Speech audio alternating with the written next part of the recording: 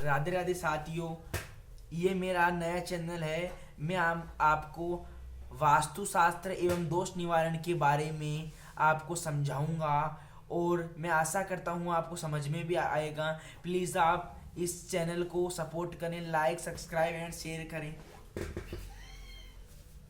इसका पहला अध्याय है वास्तु पुरुष।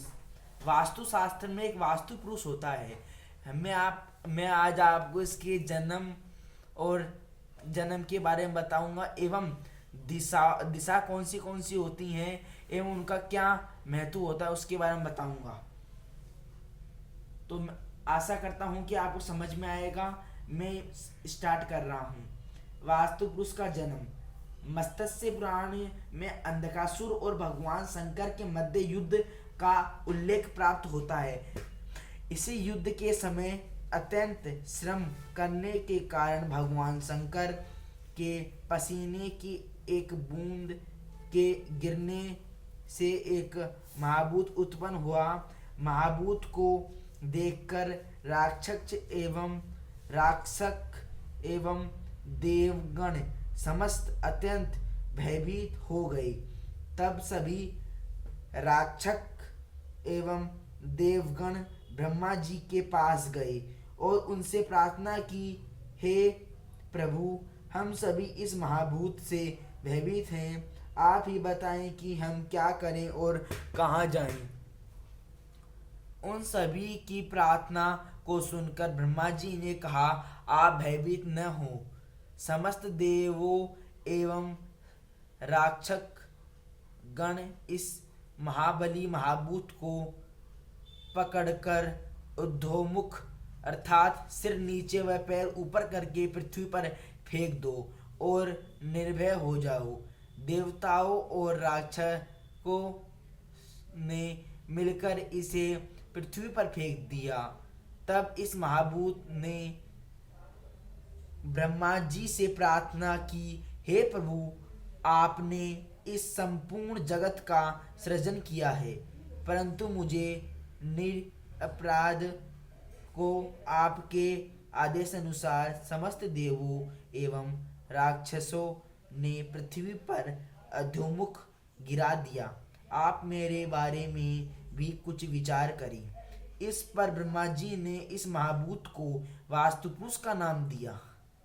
कहा, जो भी मनुष्य किसी भी प्रकार के निर्माण कार्य में, चाहे वह भवन, ग्राम, नगर, दुर्ग, जलाशय आदि किसी का भी निर्माण करे, तुम्हारा पूजन नहीं करेगा, वह दरिद्रता एवं शीघ्र ही मृत्यु को प्राप्त होगा।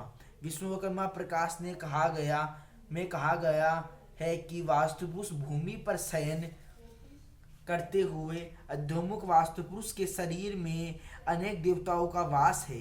वास्तु पूजन के समय वास्तुपुरुष की उत्तान देह को स्मरण किया जाता है। प्रत्येक भूमिखंड का इस वास्तुपुरुष का अस्तित्व है। यह उस भूमि में उपयुक्त दिशा में सिर पैर करके लेटा रहता है। इसके हाथ एवं पैरों के मोड़ एवं निश्चित विशेष स्थिति में है और भवन की सभी प्रकार की स्थितियां वास्तुपुरुष की शारीरिक स्थिति में अनुरूप ही तय की जाती हैं। पृथ्वी पर वास्तुपुरुष का सिर ईशान कोण में एवं नेतृत्व कोण में स्थित है। जो वास्तुपुरुष है ना, उसका जो सिर है वो ईशान कोण एवं नेतृत्व कोण में स्थित है। वास्तुपुरुष प्रत्येक 3 मासों में अपनी दिशा बदलता है। साथियों, जो वास्तुपुरुष है वो प्रत्येक 3 महीनों में अपने शरीर की स्थिति बदलता है और कोने बदलता है। निम्नलिखित तालिका में विभिन्न माहों में वास्तुपुरुष के सिर एवं पैर की स्थिति एवं दृष्टि का विवरण किया गया है। मास: भाद्रपद, अश्विन, कार्तिक। सिर: भाद्रपद, अश्विनी, कार्तिक इस सिर रहता है इसका पूर्व में। पांव रहते हैं पश्चिम में और दृष्टि रहती है दक्षिण में। मार्गशीर्ष, पौष और माघ दोस्तों अभी माघ का महीना चल रहा है। जो भी आप अभी या कुछ भवन कार्य या कुछ आप अपने घर में कुछ कार्य करना चाहते हैं तो आप देख लेना अभी माघ के महीने में, मार्गशीर्ष पोष और माघ के महीने में सिर इसका रहता है दक्षिण में। और अभी माघ के महीने में सिर इसका दक्षिण है, पाँव इसके उत्तर हैं, दृष्टि इसके पश्चिम में है। और फाल्गुन चैत्र वैशाख में इसका सिर रहता है पश्चिम में, पाँव पूरब में, दृष्टि उत्तर में। और जेठ आषाढ़ सावन सिर रहता है उत्तर में, पाँव रहते हैं दक्षिण में, दृष्टि रहती है पूरब में। अब इससे हमें क्या जानकारी मिलती है, क्या बताया इसके अंदर, वास्तु पुरुष की दृष्टि जिस मास में जिस दिशा में होती है, वास्तु पुरुष होता है उसकी जो दृष्टि होती है वो क्या क्या कर सकती है, देखो दिशा में होती है, उस दिशा में कुआं, तालाब, जलाशय आदि अर्थात ऐसे निर्माण जिनमें जल का संग्रह होता है किया जाना निषेध माना गया है। वास्तु पुरुष की जहाँ दृष्टि रहती है वहाँ पे कुआं, तालाब, जलाशय जिसमें हम पानी भरते हैं या जहाँ से पानी का स्रोत है, वहाँ अगर वास्तु पुरुष की दृष्टि है तो वहाँ पे हमें ये नहीं बनाना चाहिए, इसका निर्माण नहीं करना चाहिए, निषेध माना गया शास्त्र के अनुसार। ये वास्तु पुरुष के विभिन्न अंगों में विभिन्न देवताओं का वास माना गया है। वास्तु पुरुष को पृथ्वी पर गिराते समय जिस देवता ने वास्तु पुरुष के जिस अंग को पकड़ रखा था उसी अंग में उसका वास निर्धारित किया जाता है गया है। अगले पृष्ठ पर दी गई तालिका एवं चित्र के अध्ययन से आप वास्तु पुरुष के विभिन्न अंगों में विभिन्न देवताओं की स्थिति का स्पष्ट ज्ञान प्राप्त कर सकते हैं। निम्नांकित चित्र में अंकित संख्या देवता के नाम की सूचक है। इन अंकों से संबंधित देवताओं के नाम एवं दिशाओं की तालिका चित्र के उपरांत दी गई है। आप इसको देखकर देवताओं की संख्या दे सकते हैं।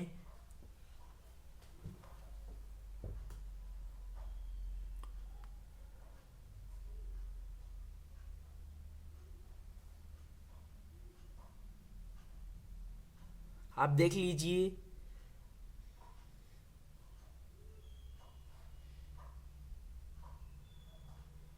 पहला अंग ईशान कोण में है इसका।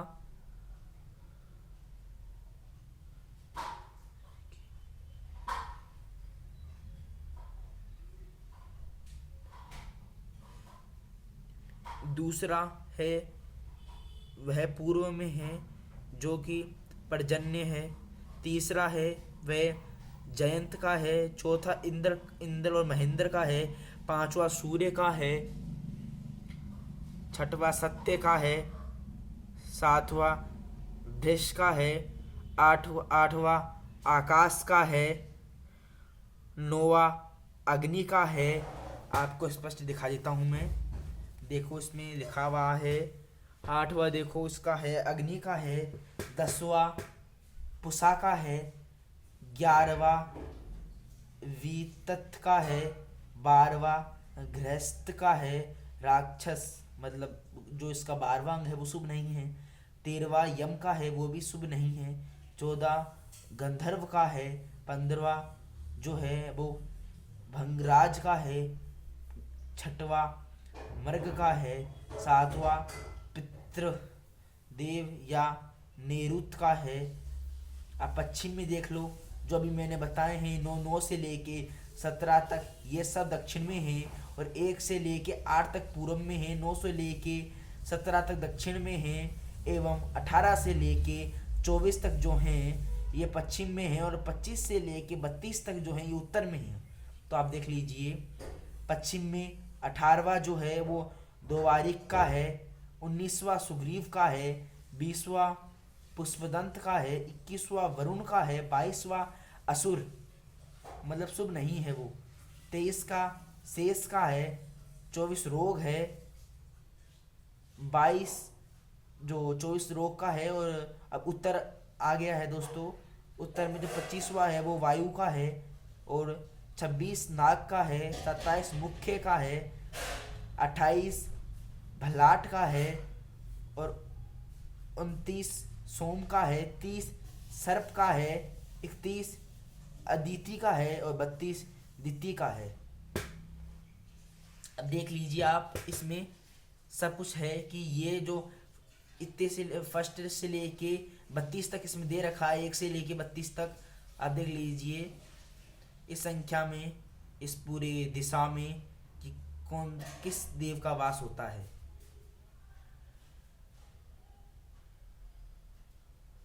मैं आशा करता हूँ आपने देख लिया होगा ये। अब आपको आगे का बताते हैं। अब इसमें है, पिछले प्रश्न में दी गए चित्र एवं तालिका से हम वास्तुपुरुष के विभिन्न अंगों में स्थित देवताओं के बारे में जान सकते हैं। अब हमने जो आपको ये तालिका दिखाई थी, इसमें वास्तुपुरुष के विभिन्न जितने भी उसके अंग थे, उनके जो अंगों में जो देवताओं का वास था, उन देवताओं की तालिका हम जान चुके हैं कि उन देवताओं का कौन सा स्थान है। अब हम आगे क्या है इसके अंदर, भवन निर्माण संबंधित किसी भी कार्य में वास्तुपुरुष अथवा वास्तु पूजन कराना आवश्यक है। हम किसी भी भवन, तालाब या जलाशय किसी का भी हम अगर निर्माण कराते हैं तो हमें वास्तु पूजन जरूर कराना चाहिए। अगर हम वास्तु पूजन नहीं कराते हैं तो हमें उस घर में रहने वाले लोगों को सदा रोग रहता है और हमारे धन की भी हानि होती है। जो व्यक्ति वास्तु शांति अथवा वास्तु पूजन नहीं कराते हैं, उन्हें शीघ्र ही सुख, समृद्धि एवं मानसिक शांति से वंचित होना पड़ता है। जो ये काम नहीं करते हैं, उन्हें देखो इसमें लिखा हुआ है, सुख, समृद्धि एवं मानसिक शांति से वंचित रहना पड़ता है। अब वास्तु पूजन कहाँ करें, ये इसमें उल्लेख दिया गया है वास्तुशास्त्र में। भूखंड में वास्तु पूजन किस दिशा में किया जाना चाहिए, यह इस पर निर्भर करता है कि सूर्य की राशि में स्थित है। सूर्य किस राशि में स्थित है। हमारी पूरी 12 राशि होती हैं, उनमें देख लीजिए कौन सी दिशा में कौन सा कोण है, और इस राशि को जब हम वास्तु पूजन करते हैं, मतलब भूमि पूजन करते हैं या कुछ भी करते हैं, तो इस राशि को कौन सी दिशा की तरफ मुख करके बैठना चाहिए और कौन से कोने में बैठना चाहिए, इसमें एक तालिका दी हुई है। इस तालिका के माध्यम से मैं आपको समझाता हूँ। ये देख लो, इस तालिका के माध्यम से आप देख लो। देखो, राशि जिसमें सूर्य स्थित है, सिंह, कन्या, तुला। दिशा, सिंह, कन्या, तुला वाले लोगों को नेतृत्व कोण में बैठना चाहिए और दिशा इनकी होनी चाहिए दक्षिण एवं पश्चिम। ये दिशा इनके लिए शुभ होती है। एक बार वापस मैं आपको दोहरा देता हूँ। सिंह, कन्या और तुला, इनके लिए नेतृत्व कोण शुभ है और दिशा दक्षिण एवं पश्चिम शुभ है। और वृश्चिक, धनु और मकर, इनके लिए जो कोना शुभ है वो है वायव्य कोण, और जो दिशा शुभ है वो उत्तर एवं पश्चिम। कुंभ, मीन, मेष, इनके लिए ईशान कोण शुभ है और जो इनकी दिशा है वो शुभ है उत्तर एवं पूर्व। और वृष, मिथुन और कर्क, इनके लिए आग्नेय कोण, जिसमें हम रसोई भी बना लेते हैं, यह कोण इनके लिए अत्यंत शुभ है और इनके लिए जो दिशा शुभ है वो है दक्षिण एवं पूर्व। आप देख लीजिए एक बार।